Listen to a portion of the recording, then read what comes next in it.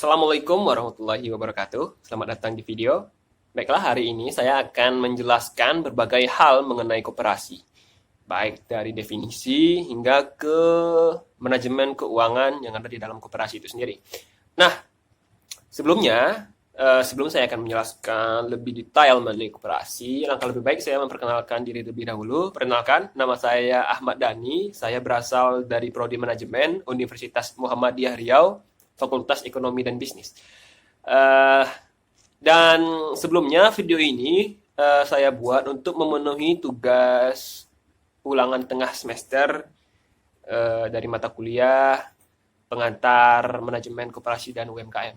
Nah, langsung saja kita masuk ke topik kita pertama, yakni mengenai ruang lingkup manajemen koperasi. Namun sebelumnya, kita harus mengetahui terlebih dahulu mengenai pengertian dari koperasi. Karena koperasi merupakan adalah topik yang akan kita bahas, alangkah lebih baik kita membahasnya dari hulu hingga ke hilir, agar lebih mendetail dan memberikan pemahaman baru kepada teman-teman. Nah, pengertian koperasi sendiri, secara kata koperasi itu berasal dari bahasa Inggris atau cooperation atau kooperatif dan atau yang dalam bahasa Latin cooper atau dalam bahasa Belanda cooperati, yang kurang lebih berarti sama, yakni bekerja bersama-sama atau kerjasama atau usaha bersama atau yang bersifat kerjasama. Dari berbagai definisi yang mengenai koperasi secara bahasa tersebut, dapat hal-hal yang menyatukan pengertian tentang koperasi. Antara lain, koperasi adalah perkumpulan orang-orang yang mempunyai kebutuhan dan kepentingan ekonomi yang sama, yang ingin dipenuhi secara bersama melalui pembentukan perusahaan bersama yang dikelola dan diawasi secara demokratis. Koperasi adalah perusahaan di mana orang-orang berkumpul, tidak untuk menyatukan modal atau uang, melainkan sebagai akibat adanya persamaan kebutuhan dan kepentingan ekonomi. Jadi, koperasi adalah perusahaan yang harus memberi pelayanan ekonomi kepada anggota-anggotanya. Baiklah, selanjutnya kita akan membahas mengenai pengertian dari manajemen koperasi. Manajemen koperasi dapat diartikan sebagai suatu proses untuk mencapai tujuan melalui usaha bersama berdasarkan azas kekeluargaan. Dengan kata lain, bahwa sukses tidaknya suatu organisasi koperasi tergantung dari komitmen para seluruh anggotanya. Nah, tentu kita sebagai masyarakat umum tanpa mempelajari pun kita tidak asing dengan kata koperasi. Koperasi sendiri yang sering kita lihat adalah koperasi dari kelompok tani. Kelompok tani yang paling sering kita lihat, terkhususnya di daerah seperti di Sumatera, Kalimantan, hingga ke Papua, ialah koperasi yang bergerak di bidang sawit dan lain sebagainya. Nah, kenapa sih kebanyakan koperasi itu terciptanya di desa? Karena mungkin di desa tempat para mata pencarian utama dari mereka adalah bertani. Nah, itu mungkin salah satu alasannya.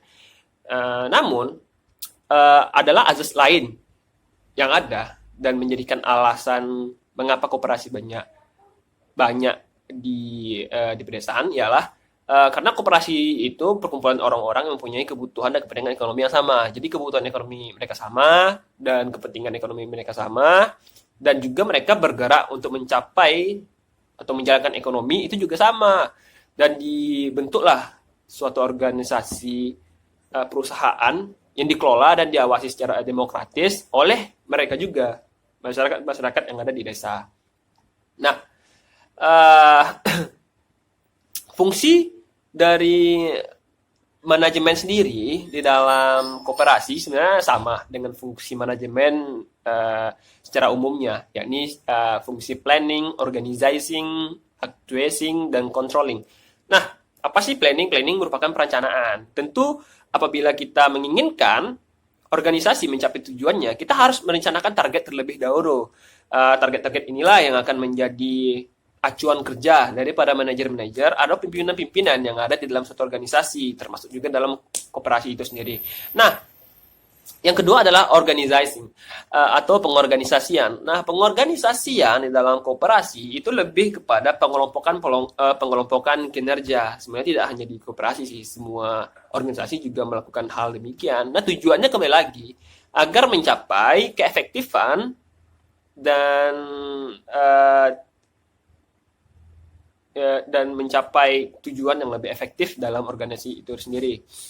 Dan yang ketiga adalah actuating atau pergerakan untuk bekerja. Nah, koperasi hakikatnya dibangun untuk memberdayakan masyarakat dari kesulitan atau kekurangan, kelemahan, dan kemiskinan.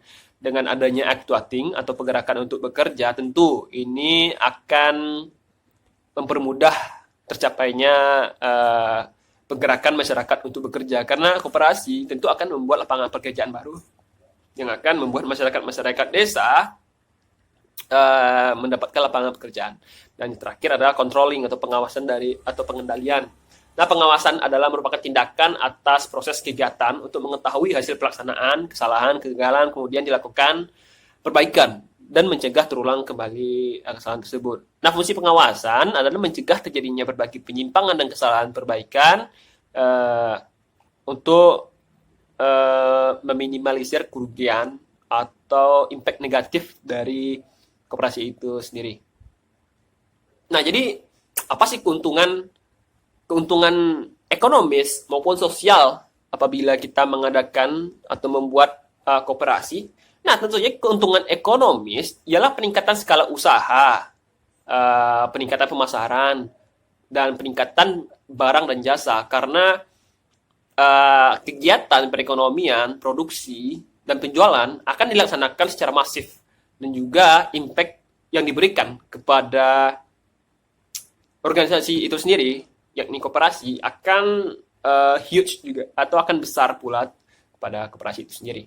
Nah, keuntungan sosial ialah keuntungan kelompok. Ini keuntungan banyak orang karena dengan adanya keuntungan kelompok ini akan tentu saja secara sosial ya. Apabila kita berbicara mengenai sosial, taraf sosial tentu tidak jauh dari taraf ekonomi. Keuntungan kelompok atau keuntungan sosial akan dicapai ketika keuntungan ekonomis tinggi. Nah, apabila keuntungan ekonomis tinggi, ekonomi meroket di antara masyarakat, tentu keuntungan kelompok dan keuntungan banyak orang dapat direalisasikan. Selanjutnya, kita akan membahas mengenai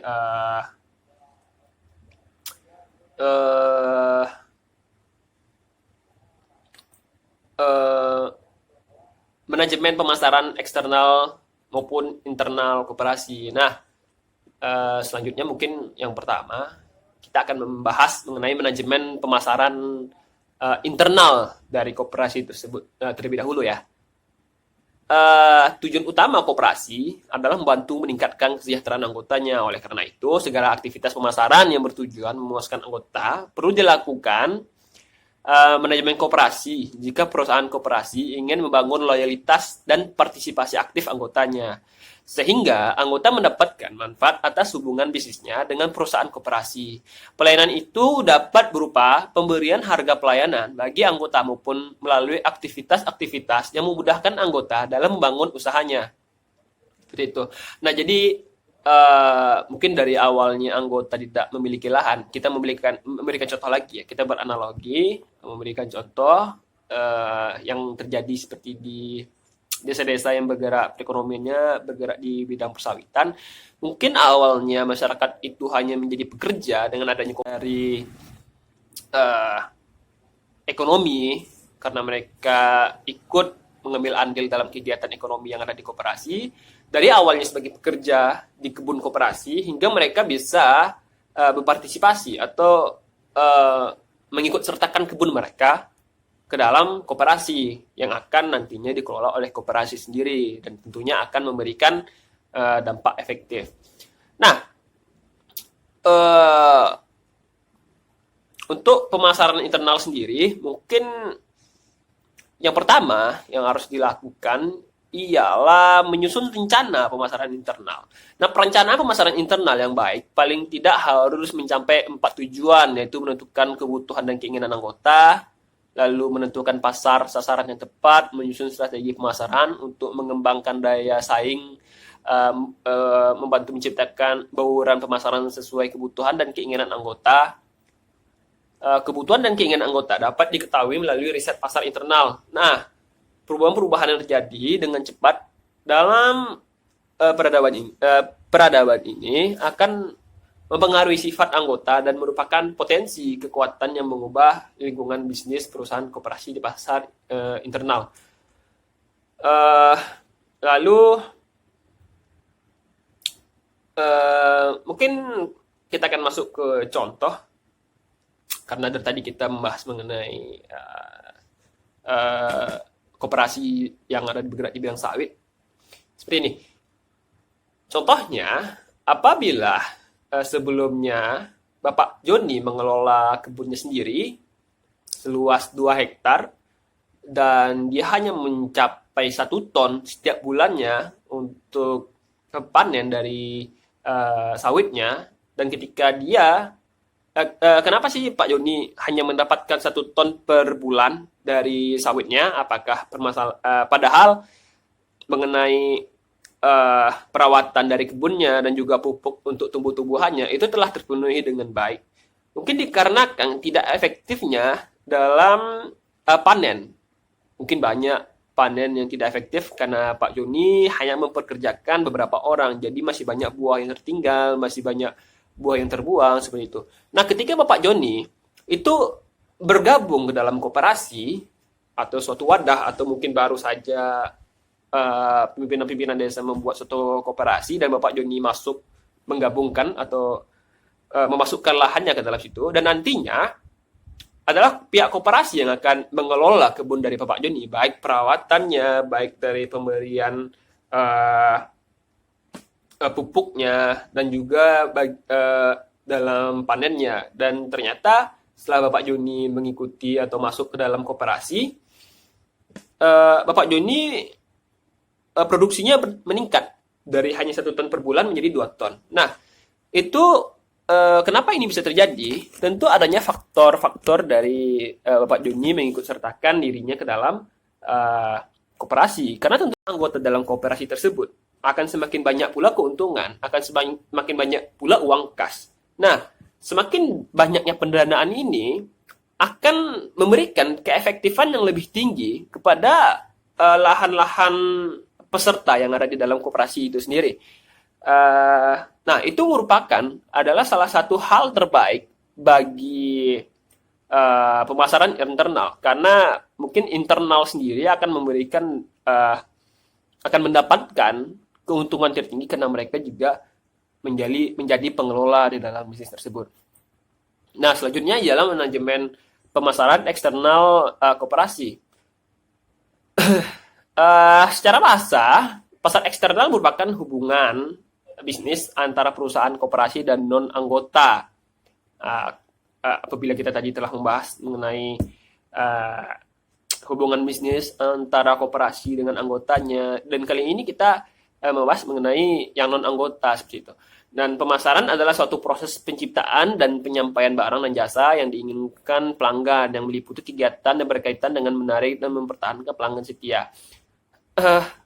Mungkin dari definisi dan karakteristik dari pemasaran internal dan eksternal hanya memiliki perbedaan dari target.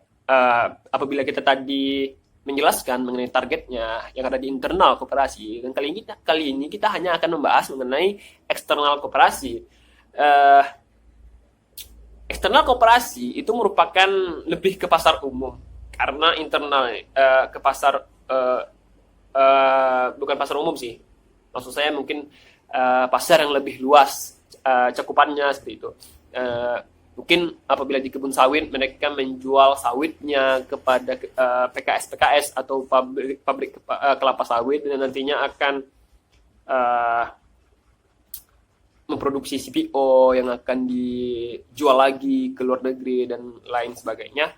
Dan tentu saja pemasaran eksternal ini sangat penting kita lakukan, karena yang koperasi pemasaran internal itu hanya berputar kepada lingkup yang kecil.